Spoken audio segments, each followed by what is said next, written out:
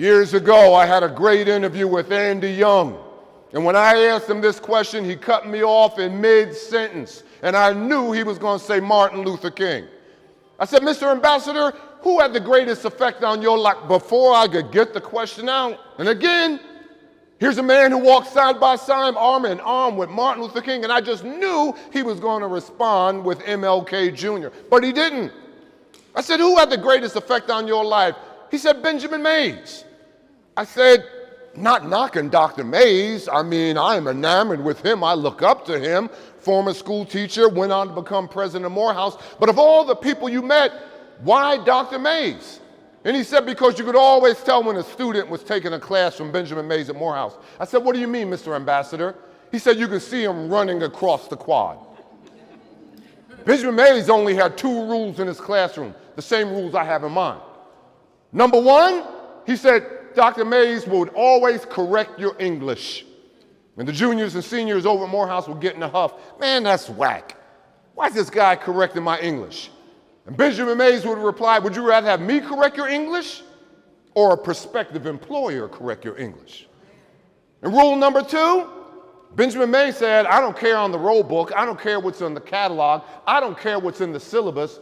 I don't care if 1 o'clock is listed. If I get to that classroom at 12:45, that door is closed. On time is late, and early is on time. And late, well, late, damn it, is fired. And he made every student the first assignment remember that old poem. I've only just a minute, 60 seconds in it, force upon me, can't refuse it, didn't seek it, didn't choose it. But I know that I must use it. I'll suffer if I lose it, pay account if I abuse it. Just a tiny little minute, entrepreneurs. And what the hell do entrepreneurs do? Entrepreneurs solve problems. You want to make a little money? Solve a little problem. But if you solve a big problem, you get bank like Hank. I got to open up with a passage taken out of my second book. And again, the former Dean, Ed Davis, thank you very much. You are so gracious. The quote is from Jake Simmons, the oil industrialist, who wrote, 1/10 of the folks run the world, 1/10 watch them run it, and the other 80% don't know what the hell's going on. Charles Clinton Spaulding, founder and super salesman of North Carolina Mutual Insurance Company, was asked what it takes to get to the top. The same thing it takes to succeed in any undertaking, he replied, hard work and determination. Those who make things happen, they all share this quality, no matter how intelligent or able-bodied you may be. If you don't have a sense of urgency, then you need to exploit your potential, you will fall short of the mark. But what is hustle? Hustle is doing something that everyone else is certain cannot be done. Hustle is getting the sale because you got there first or hung on after others gave up. Hustle is burning the midnight oil, it's blood, sweat, and tears. Hustle, entrepreneurs, is missing lunch. Hustle is getting the customer to say yes after he or she said no. Hustle is believing in yourself when no one else will. Hustle is winning and encouraging others to win. Hustle is heaven if you're a hustler and hell if you're not. Hustle, Joyce Pearson, putting on this conference, small business owners and entrepreneurs, is the only way that you're going to keep your lunch rather than have somebody else eat it. So here we are. No matter what book you read, and I'm not here to hawk books, I have been blessed. Like the dean said, the former dean, I've been here 22 years, and if you look at every syllabus over those 22 years, you will never find my books on the syllabus. I'm not here to hawk books, but I've written cases and I use my cases. No matter who I interviewed for my first book, Think and Grow Rich, A Black Choice, or What Makes the Great Great, or my last book, a 7-year study on black millionaires, I found 4 common chords in all these men and women. And boys and girls, I like to say I quit counting at 150 interviews. I interviewed them all. Everybody from Steve Harvey spoke in my class, spoke to my students, to Tyler Perry, Damon John. I said, Damon, what was the high water mark in your life? Damon John of Shark Tank. I said, what was the high water mark of your life? He said, what do you mean? When you got to that point where you couldn't see up from down, when you were between a rock and a hard place and you didn't know you were going to get your far-flung apparel line off the ground. And he said to me, well, I remember the day I had to burn the furniture. I said, what do you mean burn the furniture? He said, when I finally got financing from Samsung to launch my apparel line, all these seamstresses showed up at my mother's house and I had no place to put their equipment. I said, what did you do? He said, I took all the furniture out of my mother's house, put it in the backyard and set it on fire. See, entrepreneurs, that's called grit. That's believing in yourself when no one else will. So I found 4 common chords in all these men and women. Number 1, they dream big dreams. They had a dream, a passion, something they desperately wanted to accomplish in life. In other words, the passionate, committed mind. And what the hell do you know about the passionate, committed mind? The passionate, committed mind cannot be defeated. It cannot be defeated. If the passionate, committed mind could be defeated, there'd be no Oprah Winfrey. There'd be no Bob Johnson at BET. Got a chance to interview him twice. There'd be no Howard Schultz of Starbucks, who took his last dime, hired 12 consultants to look at his far-flung coffee by a cup enterprise, and all of them told him not to do it. They told Schultz not to do it. They said if this was a doable equation, McDonald's would be doing it. What's the number 1 product Waffle House sells? It's coffee. Number 2, it's hash browns. Number 3, it's stripped steaks. And then number 4, it's waffles. The passionate, committed mind cannot be defeated. They dream big dreams. 1944, there's a knock on the door talking about Benjamin Mays at Morehouse. He gets up, he gets out of his chair when he's president of Morehouse, opens up the door, and who walks in? A middle-aged man with his 15-year-old son. And the middle-aged man says, Dr. Mays, I won't take up much of your time. I didn't know if you were on campus. I'm taking my son on a tour of your campus. He's going to be a freshman in your fall class. And when your administrative assistant said that you were in, I would be remiss if I at least didn't try to meet you. And he walks over and says, Dr. Mays, again, I'm not here to ask for a scholarship for my son. I don't even need room and board. I'm completely and totally prepared to pay for my son's education. But what I want you to do, I want you to say a few words to motivate my son. I know he's a good boy. I know he's going to do well, but I want to make sure he has a life worth living. Benjamin Mays gets out of his chair, walks over to that 15-year-old boy, grabs his hands and says, young man, it's no sin in life not to reach your goals, but it is a sin if you don't have goals to reach. And I have no problem if you fail to reach the stars, but you and I are going to have some issues if you don't have stars to reach for. High aim is not the problem. Low aim and low living is. Now, who was that middle-aged man? That middle-aged man was Daddy King. And who was that 15-year-old boy? Well, that 15-year-old boy was Martin Luther King. And as you know, Martin Luther King never did finish high school, entered Morehouse at age 15, skipped the 9th grade, skipped the 11th grade. Now, you might say, like my business students, Dr. Kimbro, what in the world's that got to do with small business owners and entrepreneurs? Well, that's a great question. Because Steve Jobs, when Steve Jobs got the idea for Apple Computer, he was 16 years old, but he used the same marketing strategy that Martin Luther King used. And what is that marketing strategy? What is that strategic plan that King used? Number 1, tell me where we are. Number 2, tell me where we can be. And number 3, make it that way. Dream big dreams. Tell me where we are, Dr. King. Well, this country wrote the black man a check that came back marked insufficient funds. Steve Jobs, tell me where we are. Well, if you're like me, I know you got 50 million electronic gadgets on you. You got an MP3 player, you got a Palm Pilot, you got a beeper, you got a pager, you got a cell phone. All right, tell me where we can be. Dr. King, tell me where we can be. But I had a dream that my 4 children would be measured by the content of the character and not the color of the skin. Thank you very much. Steve Jobs, tell me where we can be. Well, I called on my systems engineers and my graphic designers and all my computer technology, blah, blah, blah. And I called them together and I said, wouldn't it be a great idea if we could take all these devices and put it on one single item? Dr. King, make it that way. Free at last, free at last. Thank God Almighty, I'm free at last. Steve Jobs, make it that way. Ladies and gentlemen, April 2007, introducing the iPhone. Think big, think bold, think stretch, think global, but think quantum leap. 2 things Damon John told me. I asked him, what are the 2 qualities you need today to compete in an effective manner in this hyper-competitive in economic environment. He said only two things you need. Number one, you need creativity. And what the hell is creativity? Coming up with an idea. All right, here I am. I took a shower this morning before I came here. Last day of class, so I got to throw on this suit. Not that I wouldn't throw on the suit for you, Joyce, but I had to throw on the suit. Days I don't teach, I wear my play clothes.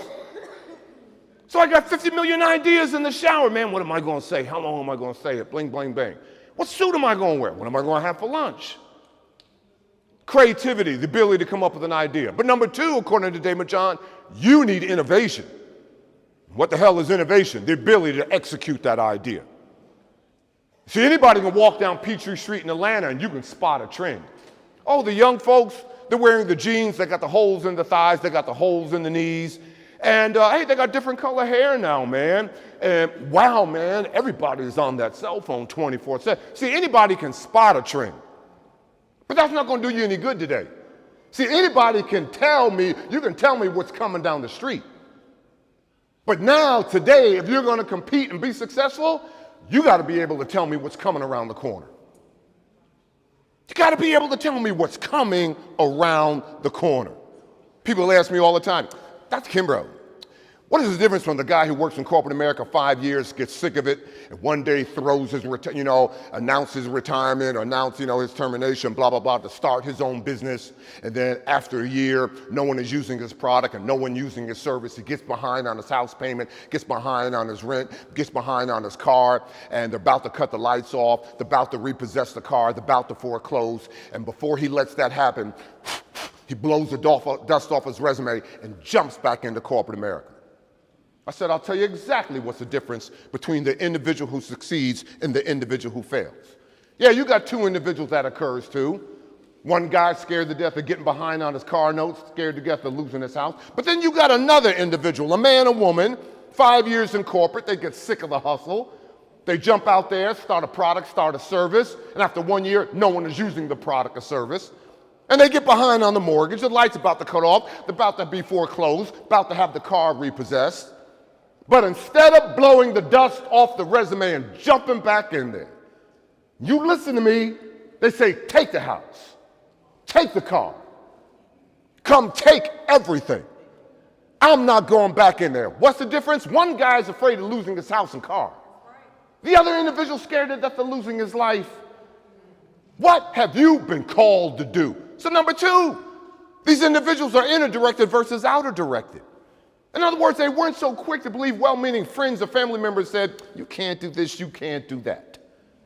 Again, the passionate, committed mind. You see, that's a burning desire. We got 50 million different desires.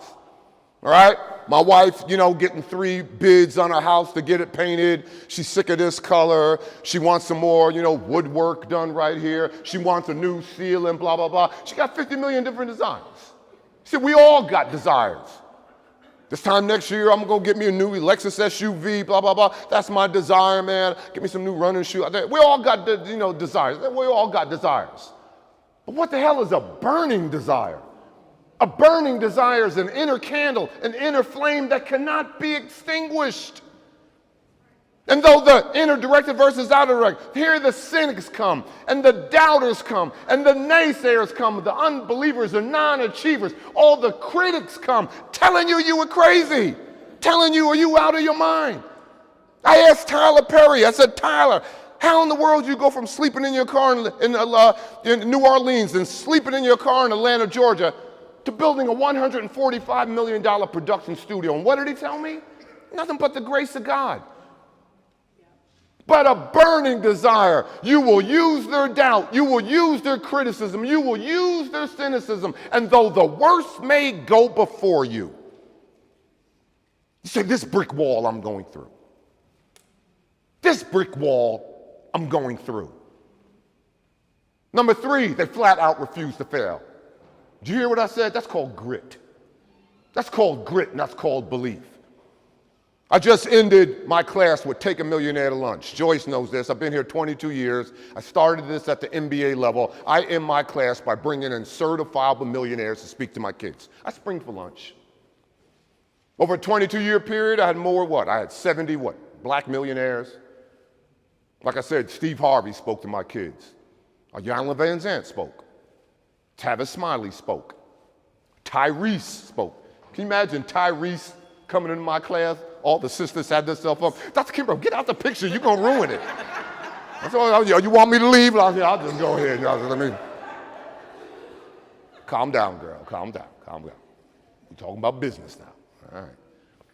So you name it. Bring a certified millionaire in there. Called grit. So what I want to share with you this last week, I had Greg Barenko Automotive. I mean, his company, his Barenko Automotive, in the top 10 in the nation. Don't you know, he told my students he just got through telling Warren Buffett no. I said, Greg, what are you talking about? He said, Warren Buffett wanted to buy his dealership. He told Buffett no. This brother's bank like hell because Buffett ain't going to lose money.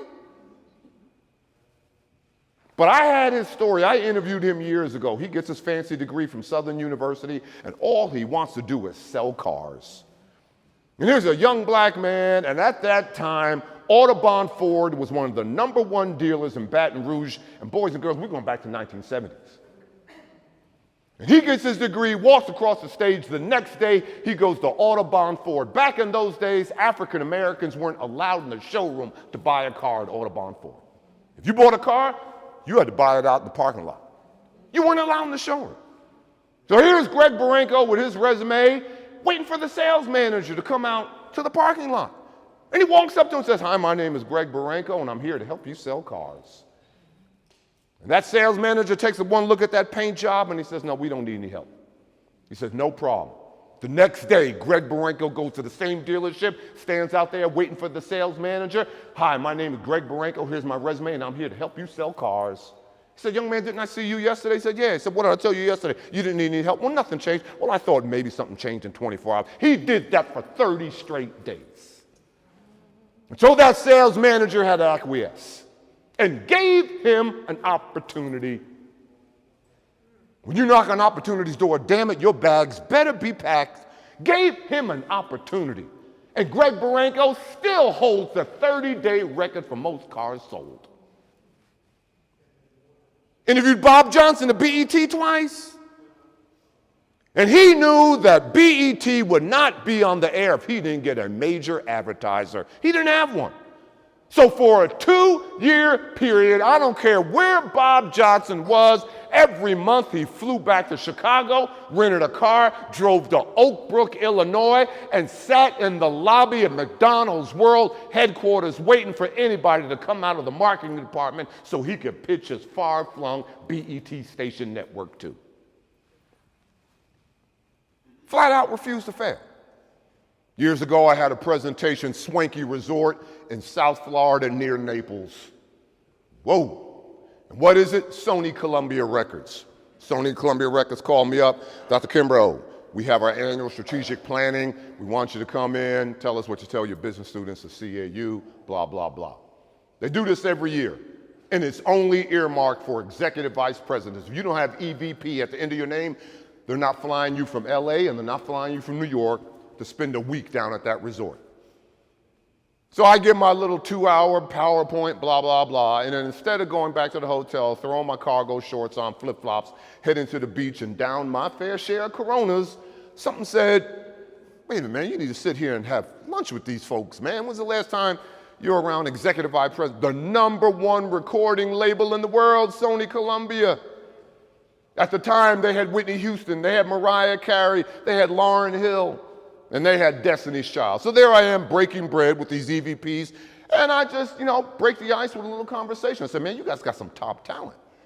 You got Mariah, you got Whitney, you got Lauryn, you got this new group, Destiny's Child. And they said, yeah, we're glad. We just signed Whitney to a big contract. Mariah, we got some exciting things for her. Lauryn, man, we are so geeked up about her. And we're anxious and optimistic about this group, Destiny's Child, particularly the lead singer, Beyonce.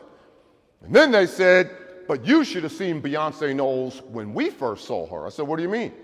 Well, she was in the 8th grade at age 13, and she wasn't sure about herself. As a matter of fact, she was about to leave the entire industry. She went to her father and she said, I'm sick and tired of these singing lessons. I'm tired of these dancing lessons. After church on Sunday, you dropped me off at the mall. You got me singing. Everybody's laughing at me in the mall. I can't even walk down the hall in my junior high school. My classmates are pointing at me and laughing at me behind my back.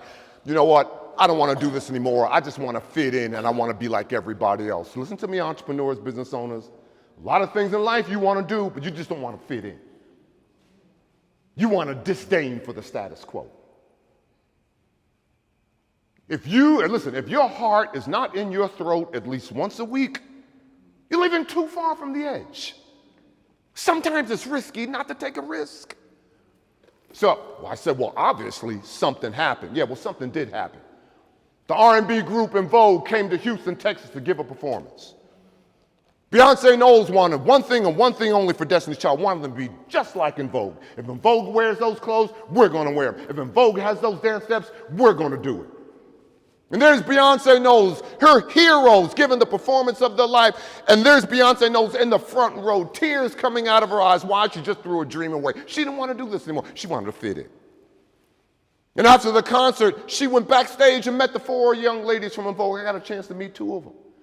And I said to these EVPs, well, something happened. What in the world, lowest point in her life, what did En Vogue tell Beyonce? One word. I said, what was that word? Believe. Believe. Now you fast forward the videotape more than a dozen years, Beyonce Knowles is at the top of her game, and she comes to Houston to give a command performance. And there's a 12-year-old girl, it's her birthday. Her father goes online, it's her birthday, she knows she's in love with Beyonce. Father goes online, goes to Ticketmasters, get his little 12-year-old girl front row seats at the Beyonce concert. And that little girl is in heaven. Why? Because Beyonce is at the top of her game. 2 hours later, after the concert is over, you know, the father and the 12-year-old daughter, instead of walking out the front door, they take a side door to go out the back alley to avoid the crowd. And when they take that side door out of the back alley, guess who comes walking up behind them waiting to be driven away in a chauffeur-driven limousine? Beyonce Knowles. That 12-year-old girl, Beyonce, breaks her father's hand, runs in and just, you know, in and out of Beyonce's security and just grabs her and holds her and hugs her. And Beyonce's startled. Girl, what are you doing? She says, Beyonce, I can't believe I'm holding you. I can't believe I'm touching you. Beyonce, if you came to my bedroom or my Houston home, you couldn't even tell the paint on the walls. Why? I got all your posters. Beyonce, I know all your dance steps. I know all your lyrics by heart. When I'm in the shower, when I'm in the bathtub, I grab the comb, I grab the brush. I act like I'm you, singing into the microphone. Beyonce, tell me how I can be as great as you. And what did Beyonce tell that child? Told her to believe. Beyonce told that child, do whatever you do so well, no one can take their eyes off you. Do whatever you do so well, no one can ignore you.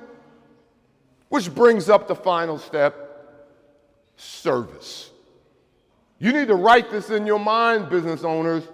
This is the formula for compensation. Q plus MA equals C. The quality of your service plus the quantity of your service plus the mental attitude in which it is rendered always equals compensation. 1927, Jerry Thompson, the founder of 7-Eleven, built 7-Eleven out of the trunk of his car. For every 3 7-Eleven stores he opened up, 2 went belly up, 2 went bankrupt. But the one that was left over exceeded industry average. And a journalist ran up to him and said, Mr. Thompson, how in the world did you build 7-Eleven? He said, simple. Give the customer what he wants, when he wants it, where he wants it. If you do it to the best of your ability, you can have all the market share you want. All the market share you want. A happy customer tells 5 of his friends, right? Dissatisfied customer tells 15 of his friends. If you were met with a customer complaint, the worst thing in the world you can do is let that customer walk out that door without solving that complaint. Why? It takes 19 times the money, the capital, the effort, the resources to win a customer's favor in the future as it is to keep an existing customer. And under no circumstances let the nice customer ruin your business. Dr. Kimbro, what the hell are you talking about? No, don't let the nice customer ruin your business. See, the nice customer will sit at the table, wait for his or her order to be taken while the waiter's on the phone talking to his buddies. The nice customer will drink the red wine when she specifically asks for white. Oh, the nice customer will eat the well-done steak when he requested rare. A nice customer will do that. But boys and girls, a nice customer never comes back.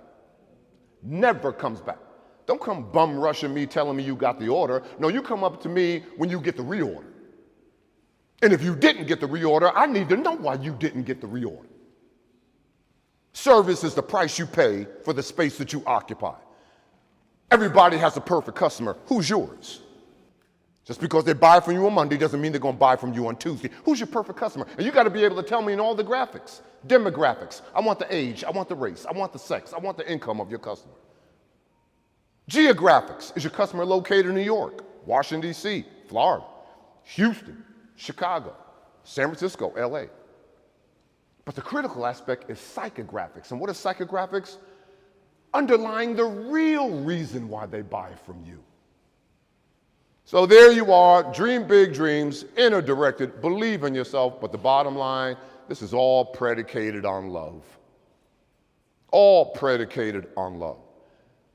Last year I had a student, as I close out these little feeble remarks, came to me, Dr. Kimbro, you got a second? Said, yeah, come out, can we walk into the classroom? Yeah, goes to the smart board, and he had this elaborate design of his businesses.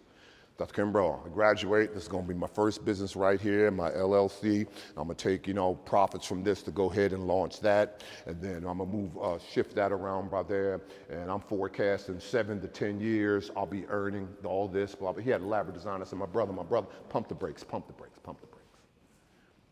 I said, this game is not about cash, it's about courage.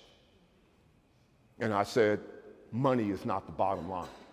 Love is the bottom line. That's going to be you of all people. I said, no, money is not the bottom line. Love is the bottom line. You love your company, you get in the parking space closest to the building. You love your employees, you're going to make, your coworkers, you're going to make manager in no time. You love your customers, you're going to be given more customers. Love is the bottom line. Somebody said it couldn't be done, but he with a chuckle replied that maybe couldn't, but he would be one who wouldn't say till he tried. So he buckled right in with a trace of a grin on his face. If he worried he hit it, started to sing as he tackled the things. It couldn't be done, and he did it. Somebody scoffed, you'll never do that. At least no one ever has done it. But he took off his coat and he took off his hat, and the first thing we know, he begun it. With a lift of his chin and a bit of a grin without any doubting or quitting, he started to sing as he tackled the thing. That couldn't be done, and he did it. There are thousands to tell you cannot be done. There are thousands to prophesy failure. There are thousands to point out to you one by one the dangers that wait till assail you. But with the lift of your chin and a bit of a grin, without any doubting or quitting, you started this thing as you tackled the thing. And I don't care what the excuse is, if you got the dream, if you got the belief, if you got the vision, everything occurs to you twice in life, the inner, the outer, the thought, the thing, the mental, the physical. There isn't anything that you can't have, do, or become. Joyce, wherever you are, where's Joyce? Then come on up here, get this mic. Adios. Thank you very much. Yeah. Thank you so much. I got to go to class.